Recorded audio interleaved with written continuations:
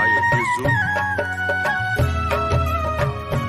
लगभग महीना भर से आजुक दिन के लेल इंतजार छलैया संपूर्ण भारतवर्ष के लोक सबके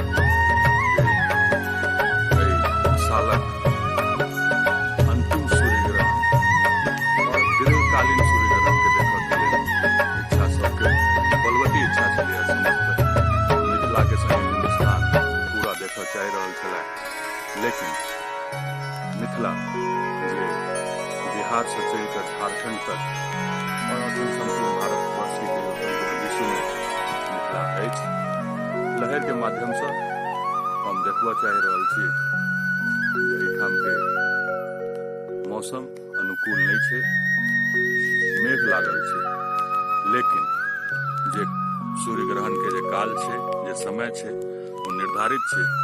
तो अखन किछ देर पहिने अद्भुत एकटा नजारा छलैया, जेना सूर्योदय के समय चिड़िया चुनमुन सब आवाज करे छै, आ जहिना सूर्यास्त के समय वो आवाज करैत शांत भ जाय छै, वह स्थिति बनल रहे।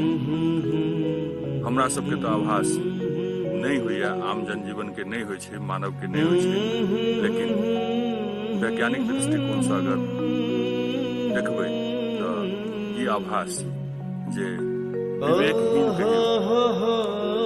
प्राणी जे पशु पक्षी सबके भ जाय छै, लेकिन मानव जे ज्ञानी भ गेल छथि हुनका नहीं होइ छै। लेकिन हुनका अज्ञानता जेकरा में छै ओकरा ई आभास भेलै कि प्रकृति में सूर्यास्त के समय आबि गेल छै। झारखंडो में, बिहारो में ई मेघ लागल समय में लहर के माध्यम से कह चाहब कि किछ काल में अन्हार जकां प्रतीत जरूर हेतै। सूर्य ग्रहण प्रारंभ भ चुकल छै।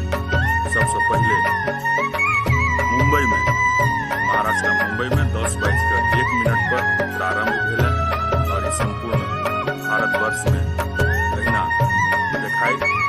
कोलकाता में जाकर भारत के जो शहर महानगर से शुरू भेल और अंतिम दृश्य 2:17 पर कोलकाता में खत्म हैत ई सूर्य ग्रहण।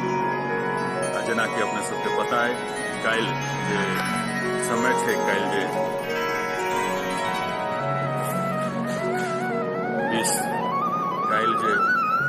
20 तारीख बीतल है, रात्रि पहर से जते देवी देवता छथि, हिंदू धर्म के मान्यता अनुसार जते देवी देवता छथि सब के सूतक लागि चुकल छनि। सब दरवाजा, सब पट बंद छै। 2:17 पर ई सूतक काल सेहो खत्म हैत। सब देवी देवता के जे देवालय छै ओकरा धोअल पखारल जेतै, फिर भगवानक पूजा हेतैन, फिर प्रसाद बंटतै। तो अखन वर्तमान में बिहार संग झारखंड में यह स्थिति छै जे पूरा मेघौन, कतौ मेघ लागल छै, कतौ मेघौन जकां छै, कतौ पानि पड़ि रहल छै। विभिन्न चैनल के माध्यम से जे लाइव कर रहल छै, जे शहर में जतऽ दिखाई दे रहल छै सूर्य ग्रहण 2:17 तक अंतिम कोलकाता में दिखाई देत। अपने सब एकर आनंद ली।